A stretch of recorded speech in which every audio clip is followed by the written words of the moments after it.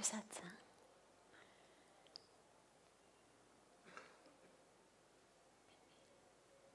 So beautiful to be together with you all.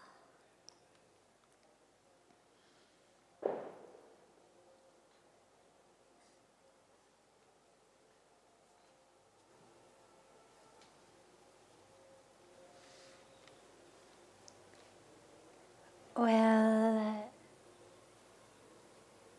start as always with one of our questions that comes from our online audience, and then open it up to any questions that anyone here has.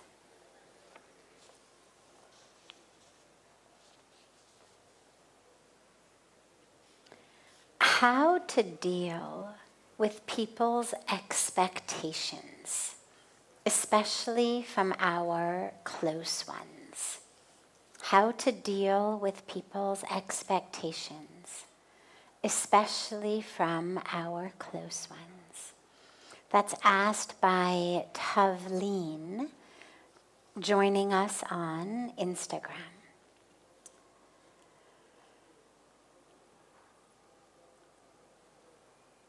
One of the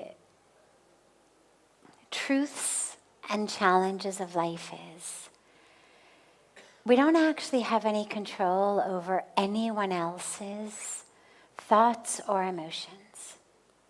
And the more that we try to change how other people think or how they feel, the more depressed and frustrated we become. It's like beating our heads against a wall. It doesn't work. You can't do it. If someone has expectations, our close ones, family members, have expectations for you, about how you're going to live, how they think you should live, it's going to be really, really difficult, if not impossible, to get them to let those go. They may stop talking to you about them. They may pretend that they don't have them because they don't want to make you upset. But they're not actually going to drop them on the inside.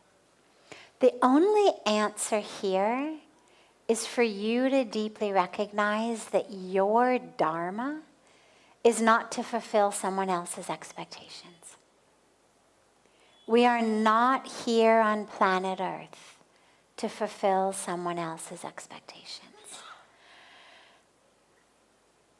Even if you tried, you can't. Because of course it's not only one person who has expectations, there's at least 5, 10, 15 people, family members, friends, people in the office, people in society. I mean, everybody's got some idea of how you should think, how you should live, how you should dress, how you should behave, all of that. So you literally cannot keep everyone happy. One thinks you're too thin, one thinks you're too fat, one thinks you're working too hard, one thinks you're not working hard enough. I mean, you would drive yourself batty and not be successful at all if you actually try to fulfill these. So the only solution is to actually recognize, I'm not here for that. Obviously, I want to help people as much as I can. I want to serve as much as I can, bring joy and peace as much as we all can. But not by adapting my dharma to match their agenda. That is not what is being asked of us. So if someone has an expectation, let's say, that you get these in families a lot with parents, sort of, we've spent so much money on your education, we've done all of this now, like you better go out there, you better work yourself to the bone, you better make a whole bunch of money, you better be really successful, because that's that's what we expect, and because, we've done everything for you, therefore, you owe it to us, you owe it to yourself, you owe it to the world. But what if really what you want to do is write poetry instead of do business? What if what you want to do is, teach inner city kindergarten for some NGO or some, local government school where there's barely enough money to, there's enough you're going to feed yourself, you're not going to starve, but you're certainly not going to become rich enough that the neighbors say to your parents, wow, God, what your child has become.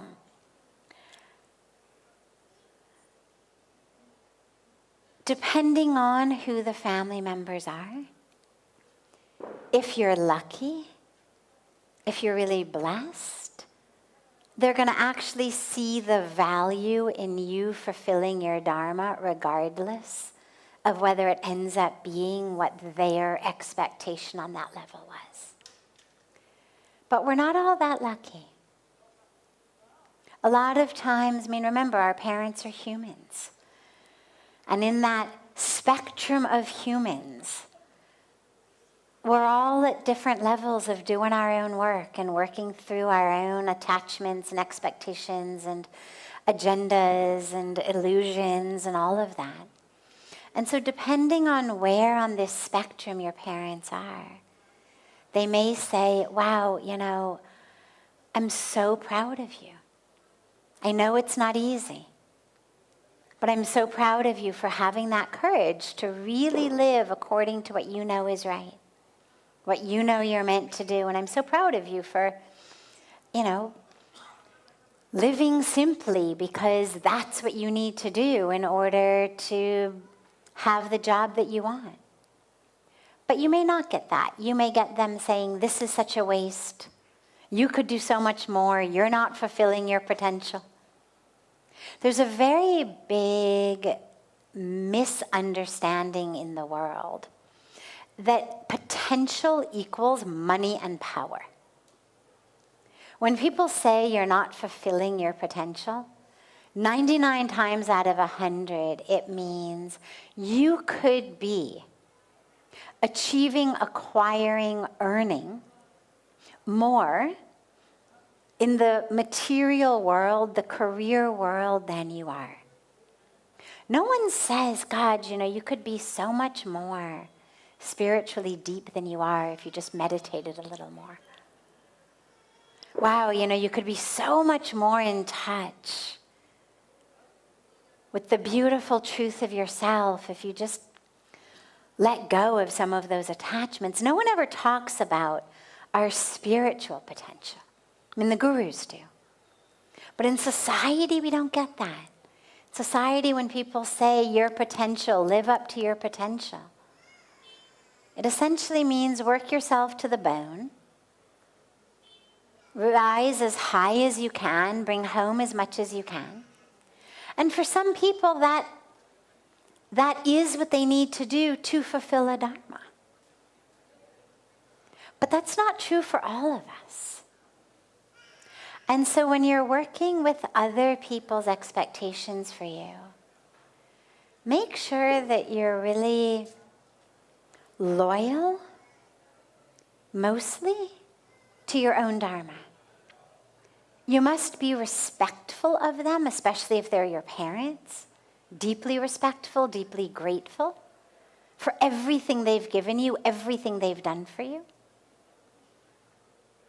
But sadly, just because people are biologically capable of conceiving and popping out children does not necessarily mean that they are spiritually awake and enlightened and wise and therefore qualified to tell you how to make every choice in your life. And so with reverence and care and gratitude, we may sometimes have to just realize, I respect you and love you, but my life is different. I know this is what I what I experienced. And my parents are deeply beautiful, deeply wise on so many levels, and really wanted the very best for me. They didn't have any of their own ulterior motivations or anything like that. But they just had visions that were based on their own life experiences, their own learnings, their own wisdom that was gleaned from what they had lived, what they had learned, what they had experienced. And in their minds, therefore, that which they were teaching me was absolutely the best thing for me. And it was until I came to India and had a completely different experience and found myself drawn to a dharma and a path that was completely different from anything that I'd ever expected, anticipated, been taught about. And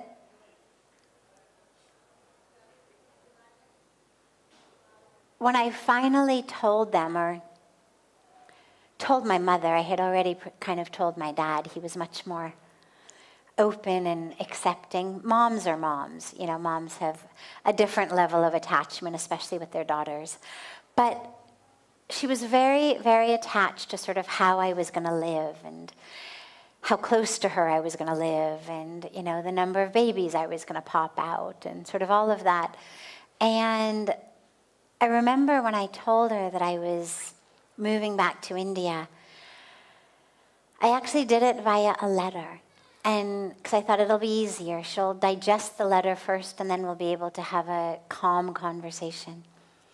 And in the letter, I remember so vividly telling her, you know, I love you so much and I respect you so much and I respect your choices so much.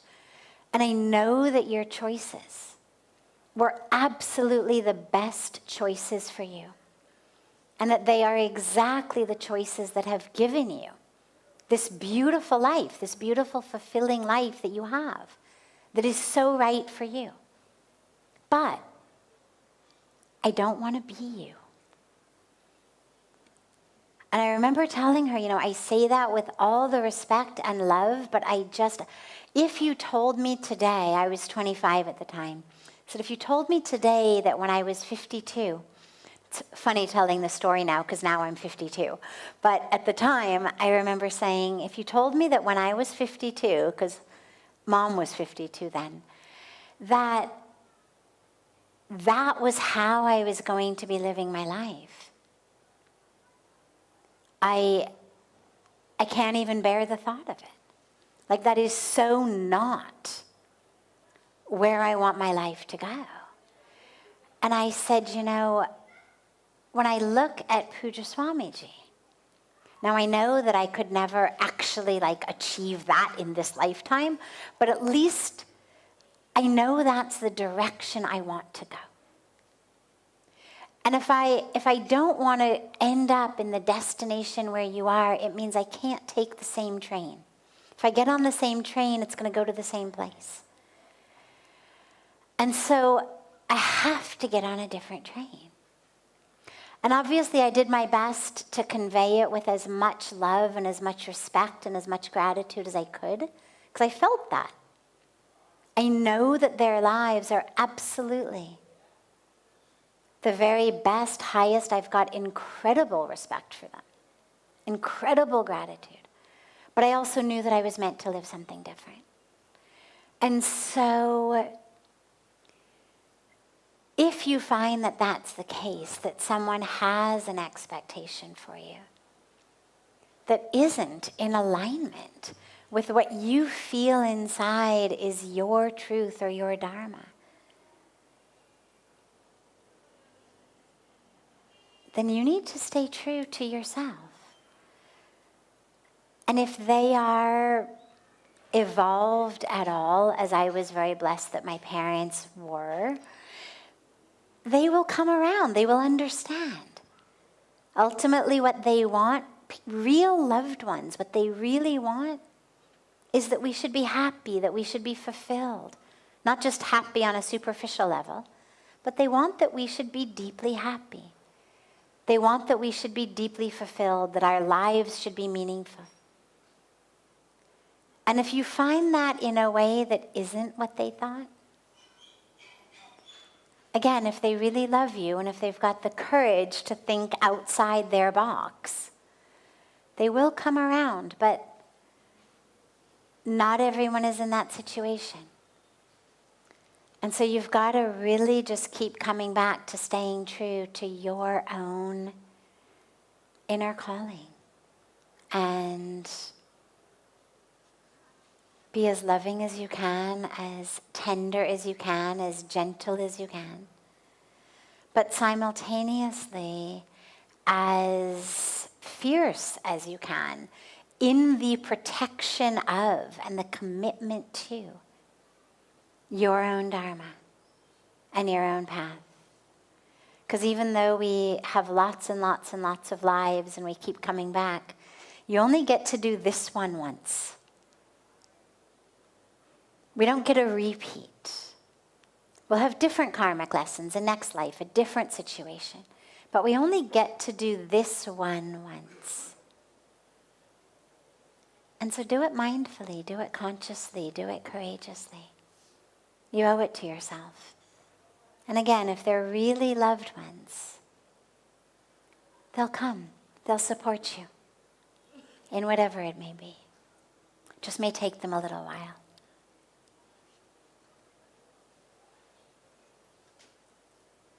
Questions? Any questions anyone here has?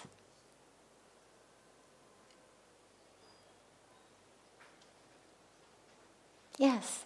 Just come up, there's a microphone here.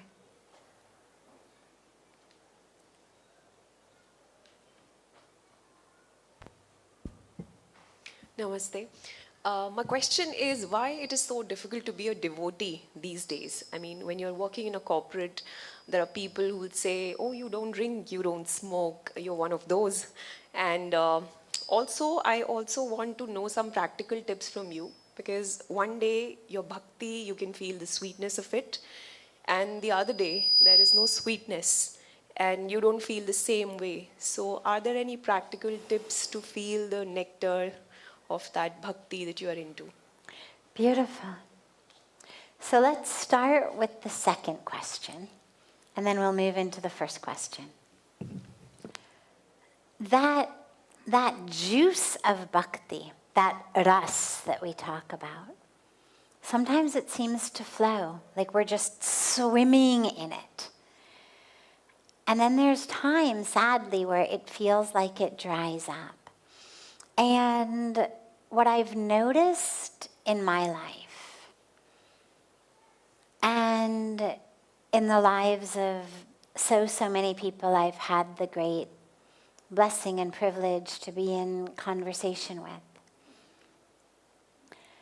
is that it dries up due to a few different things.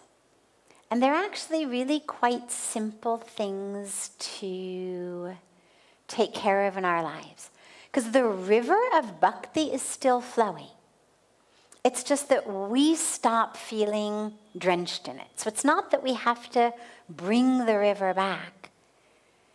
We just have to somehow get ourselves able to again drink, heaping mouthfuls of it. And the things that have kept me and so many of those I've worked with from that are, number one, being in a rush, being busy. When your mind is in 100 places, whether it's your kids, your spouse, or God, you tend to forget how much you love them. And it tends to become just business. It's like, eat your dinner, do your homework, who's going to pick up the laundry, who's going to take out the trash, and you forget, oh my God, I love these people so much. And the same thing happens with our relationship with God. The busier we get, the more in our minds we are, in our cerebral aspects, we are figuring things out, we are planning, we are checking items off of to-do lists. The world becomes sort of a task to be done. And in order to love, you've got to drop into the heart. And when we're busy and rushed, we're not in our hearts. And so to the extent that you can prevent yourself from getting so busy and rushed that you spend all day long in your head and you find it difficult to drop into your heart, you'll find that ras of bhakti there. Another thing that happens is we have expectations of God. And those expectations aren't always fulfilled. So maybe we are great devotees and we do our japa and we do our puja and we do our chanting and all of our prayers and everything. And then someone we love gets sick or dies, or we get fired from our job, or we go through a bad divorce, or our house burns down, or any one of innumerable things happens. And there's a sense inside us of, what's the point? God let me down. And so some of us take that in a, maybe God's not really there. Or, maybe God's not quite as nice as I thought God was. What's the point? And inevitably we find ourselves with, that distance. It's like, again, if a loved one, your best friend or your spouse or your child does something that hurts you. They lie to you, or they disobey you, or they, do something that feels like they've betrayed you in some way. Even if you still love them, you find it a lot more difficult to access that love. You look at them and you feel full of anger and disappointment and hurt, resentment. And the same thing happens with God. So we may sit down to engage in bhakti activities, but the mind may say, how dare you? You weren't there for me. So in that sense, the recognition and awareness that, as I always say, God isn't a vending machine, and that God just isn't there to give us what we want. God's not a genie in a bottle. We have these ideas that somehow a good connection with God is like the genie in the bottle. Like whatever I need, I'm just gonna rub it, and I'm gonna get whatever I want because I got this good connection with God. But it's not like that. And so to the extent that we can deepen our relationship with God, from the idea of the one who gives me what I want, to the deep experience of a supreme reality, then we're going to find ourselves less disappointed when what we wanted to happen doesn't happen.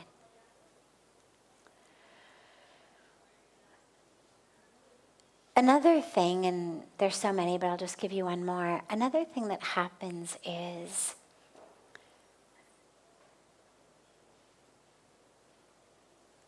on any path, there's moments of great movement and change. And then there's moments of what feels like stagnation, plateaus. And this is true on a spiritual life as well. On our spiritual path, in our practice, there are going to be times in which it just feels like we are getting deeper and deeper and deeper and closer, and every day is just more and more at us and more swimming in the ocean of God's love. And then suddenly we're at this like plateau thing, and it seems like nothing is moving. And it's really easy at those times to kind of give up or to get disillusioned, or to, decide that we have better things to do than meditate because nothing's going to happen in my meditation anyway.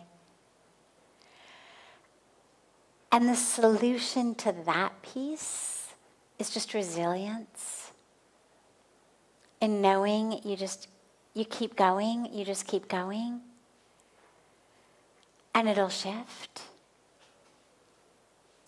We speak a lot in here about seasons, and seasons with crops and plants and trees, and seasons in which they're very plentiful and productive, and then seasons where the land is fallow, or the tree has lost not only its fruit but its leaves, and how all of that is really part of nature.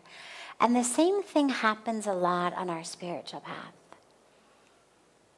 And it's just really important to stay resilient and to know that even though you can't necessarily feel God so much at that time, that God was there. It's like that beautiful story I love of the man who has a dream one night, and he's a great devotee of God, and he wakes up from this dream and he cries out to God and he says, God, I had this awful dream. And in my dream, I saw my footsteps of my life along the beach. And throughout most of my life, throughout most of the path, I saw there were two sets of footprints, mine and yours, because you were always with me. But then there were these moments that were the toughest moments of my life. And in those moments, there was only one set of footprints.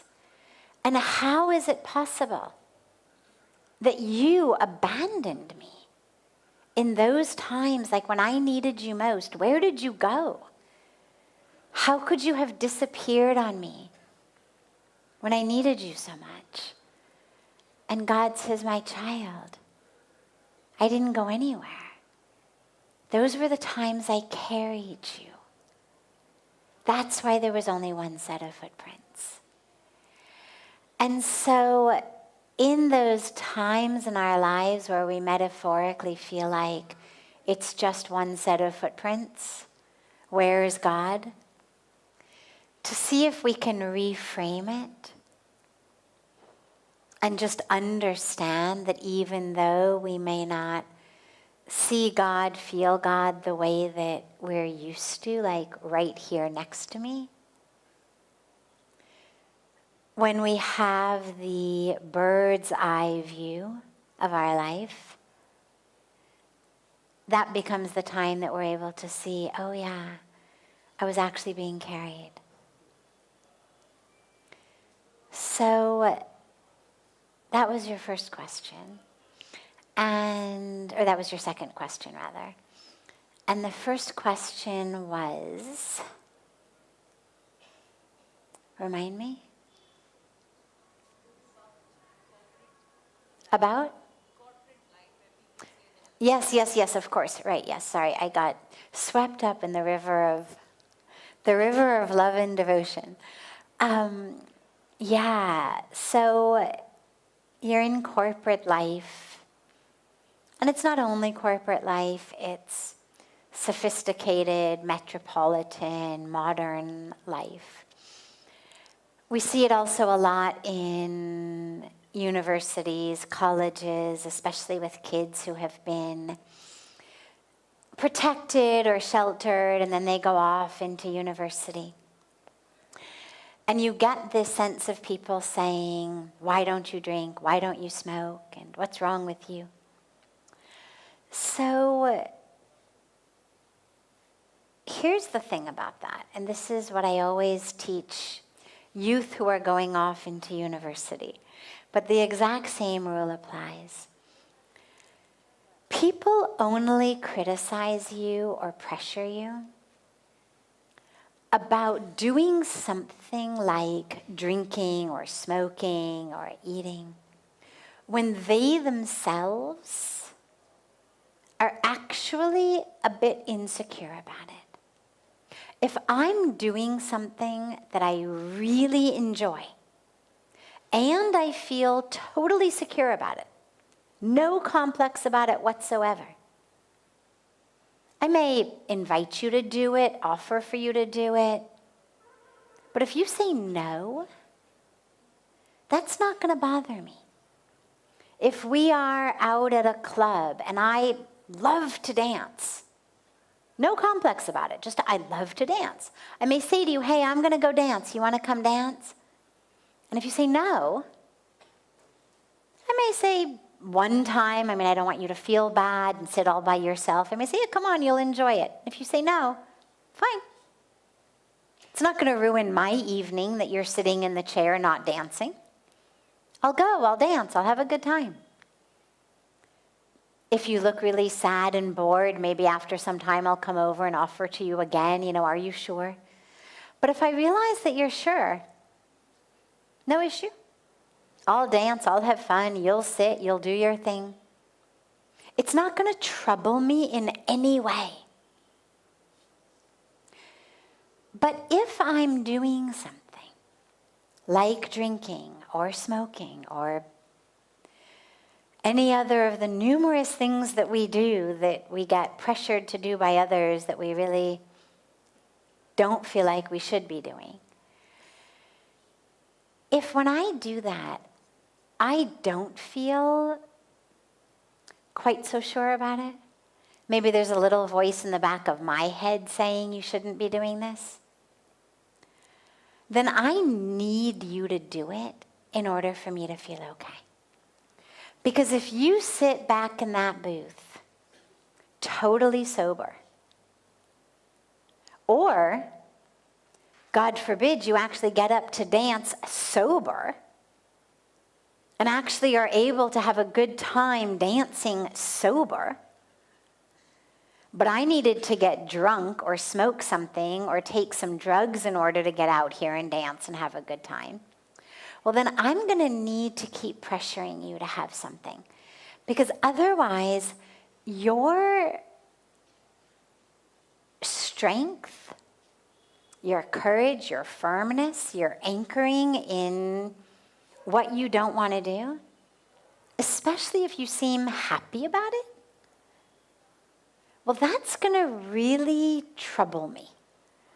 Because then it means that that's like a mirror in my face about the fact that I might have actually had a choice or an option about whether to drink or smoke, and maybe I'm not quite so sure that I chose the right thing. If everybody is drinking, everybody's smoking, everybody's using drugs, then hey, everybody's doing it, nothing to think about.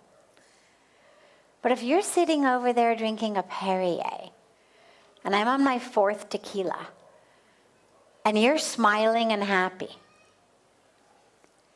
that's going to bring up some issues for me. And so I'm going to try to deal with those issues by convincing you to have something. Because it's a lot easier for me to try to convince you that the problem is you than for me to actually look at myself and my choices. So whenever you find yourself being pressured, regardless of whether it's a corporate situation, a university situation, wherever it may be, friends, colleagues, classmates, the more someone tries to make you feel bad for what you're doing or not doing that has nothing to do with them whatsoever, the more you can be sure that they are not so confident in their own decision. And if you're looking for a sassy comeback, you could always try something like, well, God, you don't look like you're having so much fun over there if the fact that I'm not drinking is enough to take away your fun. Right? Like, how enjoyable could it be if my Perrier is enough to undo your high? And if you don't need a sassy reply, just sit there, keep drinking Perrier and smiling and saying, really, I'm good. I'm happy with my brain chemistry exactly the way it is. But just recognize that they are pushing because they're not quite settled. Wonderful. Any other questions?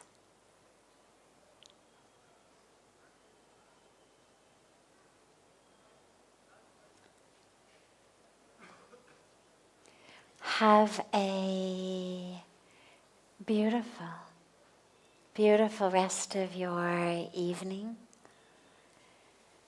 A beautiful morning and day to our family joining us online from all over the world. And so much love to all of you.